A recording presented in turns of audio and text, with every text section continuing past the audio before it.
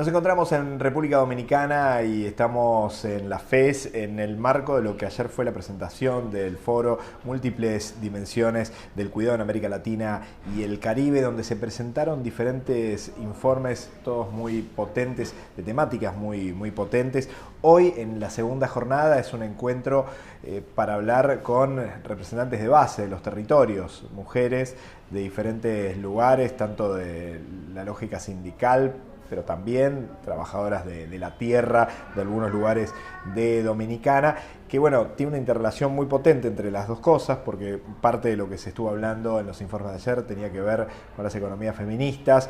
Y bueno, para tratar de entender eso y otras cuestiones, tenemos el placer de recibir aquí en este set improvisado en la FES a Camila Barón. Ella es docente universitaria de la Universidad Nacional de Lanús, doctoranda de la Universidad Nacional de San Martín y de la cooperativa Desbordada, que ahora nos va a contar un poco Camila de qué se trata. Camila, bienvenida a Claxo TV, gracias por estar acá. ¿Qué tal? Mucho gusto, gracias por la invitación. Bueno, Camila, a ver, primero contanos un poco cómo fue lo del informe de ayer y la presentación, digo, cómo lo vivieron y qué importancia considerás que tiene.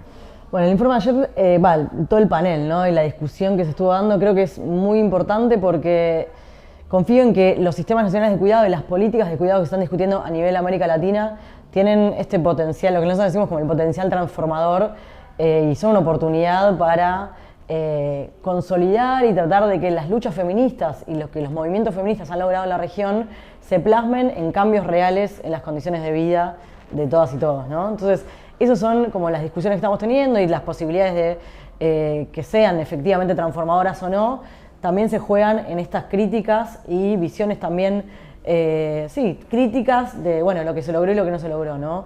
Y en ese sentido, bueno, estuvimos discutiendo sobre, por ejemplo, cuáles están siendo las estrategias de financiamiento de esas políticas, dónde se traban, qué dificultades tuvieron.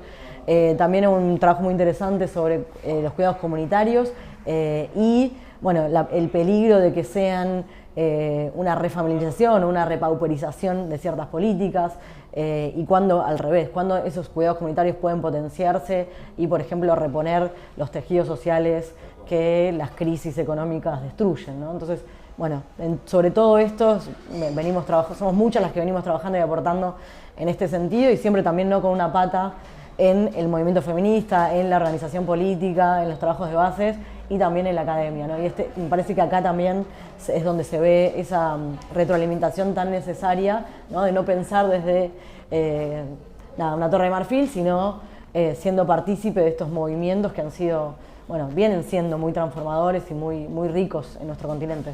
Camila, en ese sentido, bueno, la potencia de que esté incluido el tema de los cuidados en la agenda, digo, después de la pandemia fue muy fuerte, pero sobre todo por movilizaciones y planteamientos de los sectores de los movimientos feministas, pero también mucho desarrollo académico en torno a las temáticas. Vemos que parece ser complejo, como con muchas políticas públicas, que sean realmente políticas públicas y no políticas gubernamentales, ¿no? Y de gobierno a gobierno puede haber muchas diferencias. Pasó en el Brasil de Bolsonaro y pasa en la Argentina de Milei. ¿Cuál es tu análisis en relación a estos vaivenes que complican políticas públicas y de un año a otro la diferencia puede ser abismal, ¿no? Sí, totalmente. Creo que, bueno, justamente lo que podemos ver cuando comparamos, o sea, cómo se estuvieron pensando en distintos países, nos puede dar luces sobre, bueno, errores y cuestiones a mejorar. Y creo que ahí en el arraigo, ¿no? En la posibilidad de que esas políticas sean defendidas y sentidas como propias en la participación ciudadana, comunitaria, sindical, de las organizaciones, es clave, ¿no? Porque para que después, cuando un gobierno cambia y pueda desarmarla automáticamente y no nos quede resto para la defensa, es porque evidentemente no habían calado en donde tenían que calar para que esa defensa sea lo suficientemente fuerte. Entonces, me parece que ahí tenemos un aprendizaje. Bueno, lo que sucedió en Argentina, bueno, en el informe también pensamos un poco, bueno, la estrategia, por ejemplo, cuáles son los límites de plantear un debate legislativo, ¿no? O instalar una política por medio de una ley, y la diferencia entre ir avanzando a partir de los ministerios y articulaciones intersectoriales de esa política. Bueno, ahí también, ¿no? En el caso de Argentina, por ejemplo, la propuesta del Sistema Nacional de Cuidados no se pudo aprobar en el Congreso, no tuvo esa posibilidad, incluso cuando ese Congreso tenía una mayoría favorable. Entonces ahí también, ¿no? Esos aprendizajes nos llevan a pensar, bueno, cómo en realidad esas políticas cuando no tienen o no fueron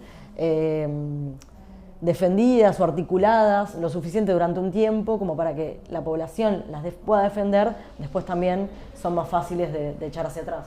En ese sentido, en Argentina se ve lógicas de retroceso muy fuertes, digo, desde el Ministerio de las Mujeres, a cientos de cuestiones muy centradas en cómo estaba avanzando, que se han visto truncadas por una política de este gobierno. ¿Cómo ves eso a nivel de territorio? Digo, ¿qué es lo que sentís que está pasando? Porque da la sensación de una lógica de desarme muy fuerte, que después no solo son palabras o decisiones presupuestarias, sino concretamente en el día a día de muchas mujeres. Sí, ahí, bueno, hay que ver también cómo se desenvuelve eso. Yo aún confío en la fuerza de organización y de movilización que el movimiento feminista de Argentina supo crear y conseguir. Entonces, todavía es pronto para decir hasta dónde va a ir ese retroceso, ¿no? Por ejemplo, conseguimos la interrupción voluntaria del embarazo, que hoy es un derecho y que no pareciera, al menos por ahora, que pueda ser algo que puedan tocar tan fácilmente. Por eso, porque el proceso de organización, de concientización, de debate democrático alrededor de ese derecho fue tan fuerte y también está garantizado por trabajadoras de la salud, por trabajadoras de la educación, por sindicatos, movimientos políticos, etc. Entonces ahí es cuando se nota la relación entre un derecho realmente conquistado y la fuerza que eso tiene. Entonces, eso mismo, por ejemplo, nos preguntamos, o queda la pregunta abierta, de cómo podemos hacer que eso también sea trasladado a un ámbito como el de los cuidados, ¿no? ¿No? Cómo esa misma articulación que nos hizo conseguir ese derecho, tenemos algo también para aprender, para poner otros temas en agenda que son deudas pendientes y que son cuestiones por las que seguiremos organizándonos hacia adelante. Camila, contanos un poco de qué se trata la cooperativa Desbordadas. Digo, ¿cómo surge, hace cuánto y cuál es el trabajo que llevan adelante? Bueno, la cooperativa Desbordadas es uno de los ámbitos de participación en los que estoy. También hemos creado otros espacios como el mapeo de la crisis, mapeo feministas, donde estoy también con Maisa Vascos, que es una de las autoras del informe que presentamos ayer. La cooperativa Desbordadas es una cooperativa de economía feminista que nace, la forman algunas compañeras en Chile, y hoy por hoy también la integramos compañeras de Argentina y Brasil y ampliándose a nivel continental. Y la idea es poder pensar la economía desde otro lugar, poner al servicio del conocimiento el vínculo con organizaciones que requieren también entender la economía desde otros espacios, trabajar con sindicatos, trabajar en distintos territorios en pos de repensar la forma de organización social y de la producción, ¿no? Y también generar espacios de debate teórico que nos permitan tener a nivel Latinoamérica una visión que sea que pueda criticar y pueda repensar la matriz colonial, patriarcal y clasista, ¿no? Que hace que las desigualdades se reproduzcan. Así que, en eso estamos con las comunidades de la cooperativa Desbordada. Así que les invito a mirar ahí los trabajos y también, análisis de políticas concretas y que sucedieran en un país y en otro. Todas tenemos participación en los movimientos feministas de nuestros países, entonces esa articulación también nos potencia y nos ayuda a intervenir en nuestros espacios con más herramientas. Camila, por último, recién dijiste la posibilidad de leer algunos documentos, algo que hacen desde esta cooperativa, pero siempre le pedimos a quienes participan en este espacio que nos cuenten en qué lugar pueden encontrar desde materiales, libros, publicaciones que te parezca que valen la pena, para darle una vuelta de tuerca, para encontrar un poco más aún de profundidad a lo que nos contaste en esta entrevista. La cooperativa de verdad tiene sus redes, ahí pueden buscar. Y después, más allá de lo que nosotros producimos, ¿sí? Eso en general. Sí. Mi recomendación es que busquen espacios de trabajo y de debate por fuera de lo instituido y que siempre estemos tratando de organizarnos para compartir lecturas. Por ejemplo, nosotros formamos distintos grupos de lectura, las que invitamos están abiertos, nos pueden contactar para pensar. Tenemos una escuelita de economía política propia, ahí pensándose, gestándose, y también la intención es de formar a nuevas generaciones que se van acercando. Hoy por hoy hay un debate muy urgente, creo yo, con las nuevas generaciones en cómo se está pensando la economía. Suele pasar que son los varones muy reaccionarios y refractarios de las demandas y las conquistas de los movimientos feministas los que están hablando mucho de economía en las redes sociales, que están impulsando, por ejemplo, todo tipo de especulación financiera y que se puede vivir de la especulación financiera. Eso tiene también, bueno, un correlato en lo que va a pasar de acá adelante con la producción teórica en economía. En mi caso, por ejemplo, estudié en la Universidad de Buenos Aires. Hace unos días se acaba de aprobar una reforma de ese plan de estudios de la carrera de economía, que trae novedades en estos términos, ¿no?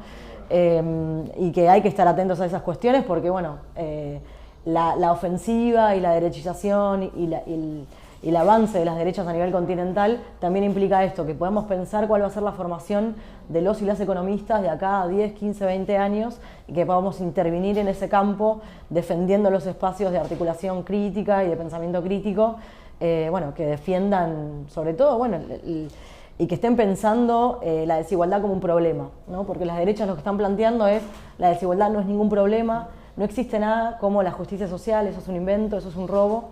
Entonces volver a pensar cómo se reproducen las desigualdades, por qué, es fundamental y bueno, entonces estamos muy atentas también a eso, a poder participar en los procesos de formación de las y los economistas de nuestro continente. Ahora sí, por último, pero nombrabas a las nuevas derechas, digo, ¿son nuevas, viejas derechas? Digo, ¿cómo las enmarcás? Porque digo, ni siquiera necesariamente un discurso articulado por completo a nivel internacional. Digo, hay algunos analistas que plantean más que funcionan en lógica como de familiares lejanos o primos que se juntan y en algunas cosas están de acuerdo, pero en otras ni siquiera tienen temario igual. Digo, son nuevas, son viejas, pero hay una temática que parecen coincidir casi todas las extremas derechas del mundo que tiene que ver en el antifeminismo, ¿no? ¿Cuál es tu análisis en relación a eso? Sí, total, me parece que, que lo nuevo y lo viejo se mezcla y que por supuesto se nutren de viejas cuestiones, pero creo que es interesante pensar cuáles son los elementos novedosos y qué los distingue y por qué en este momento. Y a mí me gusta esa definición de la internacional reaccionaria, ¿no? Porque cuando uno piensa lo reaccionario, ¿qué es? Ir hacia atrás en derechos conquistados, en avances que hemos tenido en tanta humanidad, y en eso el lugar de las mujeres y las diversidades es muy claro, ¿no? Porque si pensamos, ¿desde cuándo las mujeres tienen derecho a voto? ¿Desde cuándo tenemos...? Ellos hablan tanto del derecho de propiedad y desde cuándo las mujeres tienen la posibilidad de ser propietarias, por ejemplo. Eso es discutir, es hablar de historia, es hablar de filosofía y de economía, porque la verdad está de nuestro lado en algún punto, ¿no? Entonces, sí, creo que tienen algo de nuevo, que es esto, que son quienes somos sus enemigos principales. Después muchas contradicciones, por supuesto, que hay que marcarlas, que hay que trabajarlas, que sirve para mí poder leerlas, y cuando uno tiene la posibilidad de hablar con personas más jóvenes que por ahí están ingresando a la política y se sienten atraídos por estos mensajes, por estos discursos que a veces son tentadores porque también proponen supuestas soluciones, ¿no? A un problema que es patente de el sentimiento de inconformidad con cómo se vive. Entonces en eso hay que darles un punto a la gente joven que dice, yo encuentro en esto una solución, me están proponiendo algo, hay que escuchar eso y hay que insistir en los debates, en formarse, en proponer, avances y no retrocesos, ¿no? Avances y no visiones reaccionarias, que vayan hacia adelante en mejorar nuestras condiciones y no hacia atrás, como están proponiendo evidentemente, y sobre todo marcar esta concentración de la riqueza y concentración del ingreso que proponen, porque los ídolos de estas derechas son los ultra ricos, son los empresarios que quieren ir incluso por delante de los estados, ¿no? Que hoy tienen más poder que algunos estados, y sobre todo eso para países de América Latina y con ingresos bajos, como por ejemplo sucede en Argentina, donde de repente, ¿cómo puede ser que este sector privado, que no responde a ninguna lógica de participación democrática de nada, tenga la posibilidad de decirnos cómo vivir? Y en esto, bueno, somos presos también de sus plataformas, ¿no? Poner el ejemplo de cómo para poder difundir nuestras ideas, para poder estar, incluso en este video tenemos que participar en esa arena que nos ponen, que son espacios privados, donde la lógica del algoritmo la definen 2 o 3 personas en función de sus beneficios. Entonces ahí tenemos mucho por hacer, mucho por pensar, desde la planificación económica, desde una lógica y de repensar la democracia, qué es lo democrático. Me parece que ahí los feminismos también tenemos un rol importante en pensar qué es lo democrático, qué es la participación que queremos para poder, bueno, tener otras formas de vida que no nos dejen inconformes y tristes, sobre todo. Camila, muchísimas gracias y un placer. Muchas gracias. Un placer, gracias.